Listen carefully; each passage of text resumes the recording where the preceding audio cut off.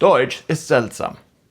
German is weird. Why aren't German girls feminine? If a train is a tug because it pulls things along, why would you wear a tug-on to a job interview? How come your sports gear fits in a bag, but your travel gear doesn't? When you do air quotes, do you have to do them like that? And what's with this B on a stick? How many words for the does a language need? And what was the Rindfleischetikettierungsüberwachungsaufgabenübertragungsgesetz? Find the answers to these and much more coming up. German nouns have grammatical gender, like other languages like French, Spanish, Italian, etc. So some words are boys and others are girls. More formally put, some words are masculine and others are feminine. German, like Romanian and some other languages, also has neuter. So you get der Mann, masculine, die Frau, feminine, and das Mädchen, neuter. Now, it's not that young women in Germany conform less to societal expectations of gender than anyone else. Remember, gender in languages is about words, and Mädchen ends in chen, which is a diminutive marker, and all diminutive words in German are neuter. Another diminutive ending is lein, so you get Frau, which can also mean Mrs., but Fräulein, Miss, das Fräulein. And then we come to a letter that looks like it kind of waltzed its way in from another alphabet. That B on a stick is actually pronounced S, and it's called scharfes S or SZ. The letter S in German often represents the sound Z. So for the S sound, one option is double S. But the problem is German also has a convention whereby double letters are preceded by short vowels. So what happens when you get a long vowel or a diphthong followed by S?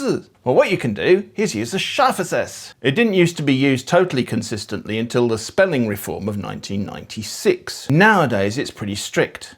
So you get Kuss with a short vowel and double S meaning kiss, and Fuß with a long vowel and a scharfes S meaning foot. I still miss das with a scharfes S though. And this is where you can tell me in the comments that you don't use the scharfes S in Switzerland. The weird thing about the 1996 spelling reform was that it was only binding on schools and government institutions. Everyone else carried on writing how they wanted, which meant that kids were being corrected for spellings that their parents still used. What's worse, some newspapers decided to go their own way and have their own spelling norms. And some just said Nein danke and carried on spelling as they did before. So you end up with this period of anarchy where people just kind of spell however they like. There's a bunch of memes doing the rounds that list a word in a bunch of common European languages. And the joke is that they're very similar in all of the languages apart from German. And the German version is either long and complicated and or ugly. And we'll come to ugliness later. For now, we'll concentrate on the words. German tends to use fewer Latin and Greek words than Romance languages do and English does, and relies instead on its own stock of Germanic words, which it glues together to make new words. So instead of hospital, hospital, ospedale, etc., which is from hospitalis, Latin for hospitality, we get Krankenhaus, sick person house, which is more transparent and kind of more accurate because hospitals don't really provide the kind of hospitality most people would want unless they really needed it. It also makes it easier to recognize related words. So we get Krankenschwester, sick person sister, nurse, although that's fallen into disuse. These days nurses are called Pflegefachfrau or Pflegefachmann. There's also Krankenwagen, sick person wagon. For ambulance. Television is Fernsehen. Farsi. Not Farsi the language. Now if that sounds kind of primitive, remember that television is just ancient Greek tele, far, and Latin visio, seeing. There are some really useful little words that are often used to make up these kinds of compounds. And some of those are Zug, Stoff, and Zeug. And the meanings that you get from them aren't always so obvious. Zug means pull, and is related to the English word tug. A Zug on its own is a train. An Aufzug is a lift, elevator. An Uptug, an Anzug is a suit, which you tug on, I imagine. A Luftzug, air tug, is a draft. Stoff means stuff, and German and English words are related. Klebstoff, sticking stuff, is glue. Lesestoff, reading stuff, is reading material. And Brennstoff, burning stuff, is fuel. Those are quite easy to guess. Quite a bit less so are Sauerstoff, sour stuff, oxygen, Wasserstoff, water stuff, hydrogen, and Stickstoff, choky stuff, nitrogen. Zeug's relation to English is interesting. We'll get into that later. I've got a theory. In German it means gear or kit, the stuff you need to do an activity. So Werkzeug, work gear, tools. Schreibzeug, writing gear, stationery. Sportzeug, sports kit. So you'd think that Fahrzeug would be travel gear, the stuff you need for travelling, you know, your inflatable pillow and your money belt and your phone charger. But no, it's the thing you're actually travelling in. A Fahrzeug is a vehicle. And Flugzeug isn't your flying kit, it's a plane. Schlagzeug, hit gear, is actually a drum kit. I love that one. Teufelszeug, it's hard to say.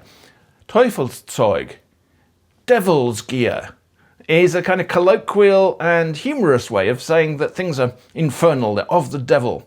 This headline means AI isn't the stuff of the devil, it's a damn good tool. Now, my theory about Zeug is that it might be related to the word togs, which in some varieties of English, you know, you have swimming togs, the stuff, your gear for swimming in. One thing that I know for sure is that it's related to the English word toy. So a Spielzeug, in German, which is toy, could actually be toy, play toy. And that happens sometimes, that way that, you know, a word gets generalized. So the German word Tier means animal, but the related word in English, deer, just refers to a particular species of animal. So once you know that German likes building words like this, the great long words start to look less insane. Das Rindfleischetikettierungsüberwachungsaufgabenübertragungsgesetz was a law that determined how you could transfer the responsibility for labelling beef.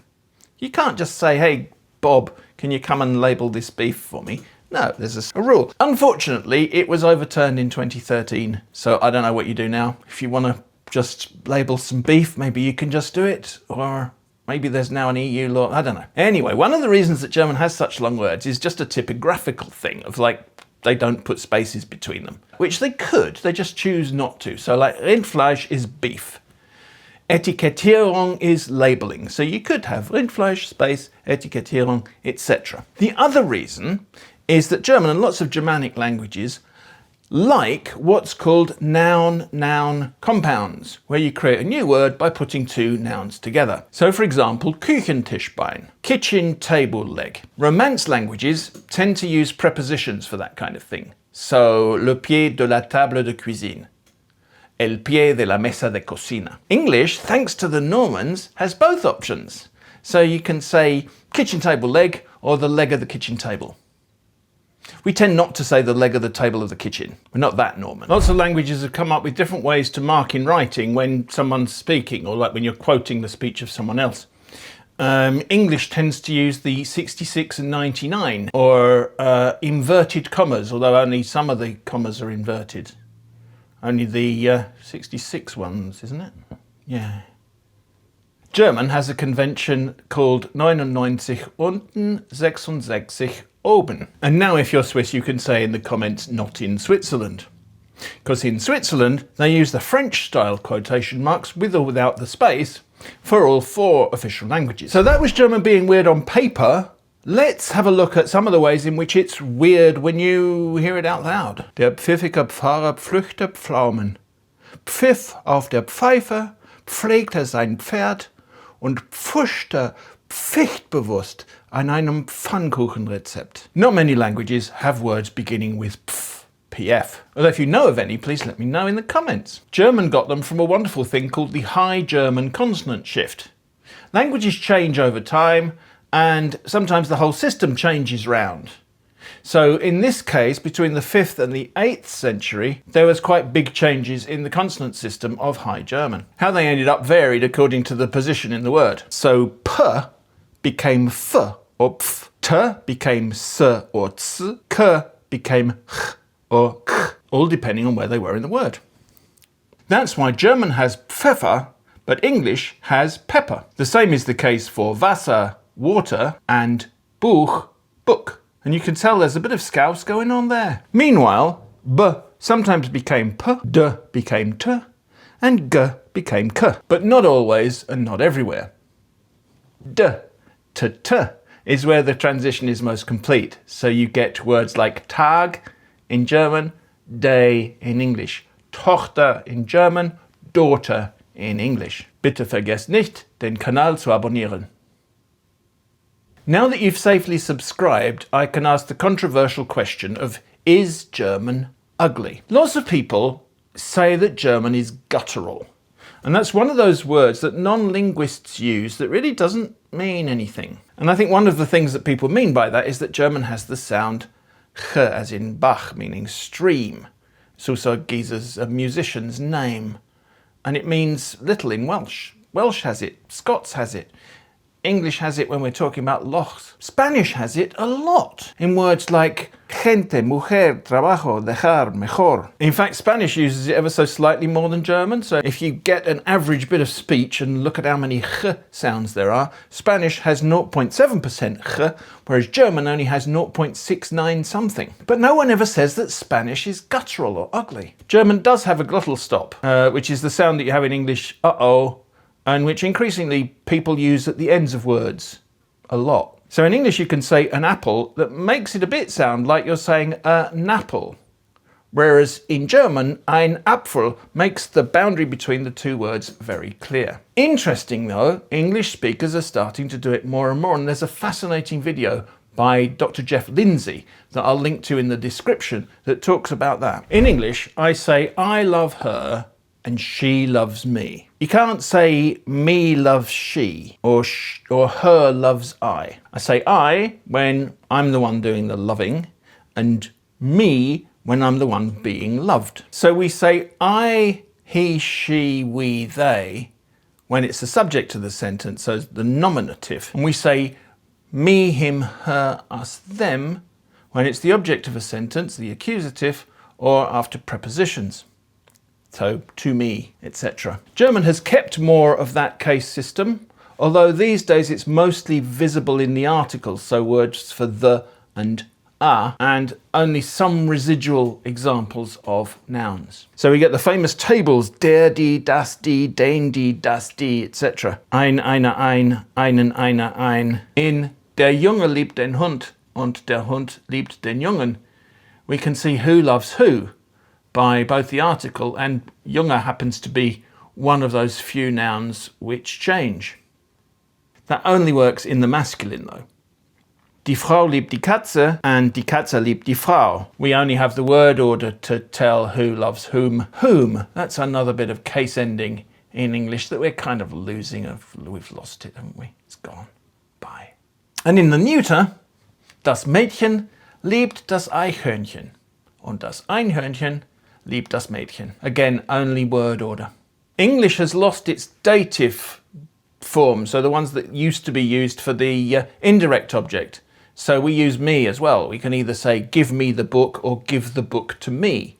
But German maintains that difference. Sie liebt mich und sie gibt mir ihr Herz. Das Mädchen gab dem Eichhörnchen die Nüsse. The one that English has kept on nouns is the genitives, which we use to talk about what belongs to people. So my mum's cousin. Das Bellen des Hundes hat mich geweckt. So it turns out it's not necessarily the long words that make German difficult to learn, it's the shorter ones.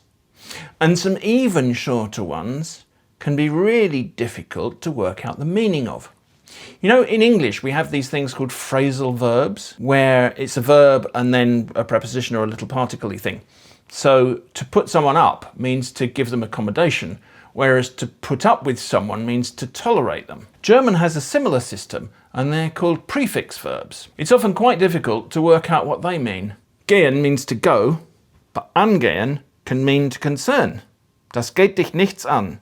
That has nothing to do with you. Eingehen looks like it should mean go in, but meine Pflanze ist eingegangen. My plant died. Kommen is to come, but bekommen isn't to become, It's to get. Umkommen, that looks like it should mean come round, actually means the opposite in English.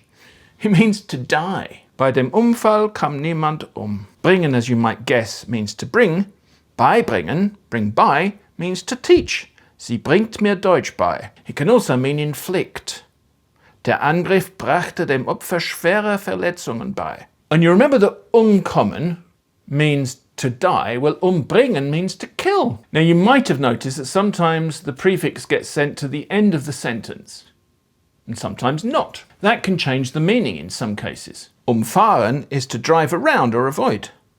Umfahren is to run over or knock down. Ich umfahre immer Fußgänger, aber Mad Max fährt sie Check out this playlist for other weird languages. Danke fürs Zuschauen und bis zum nächsten Mal.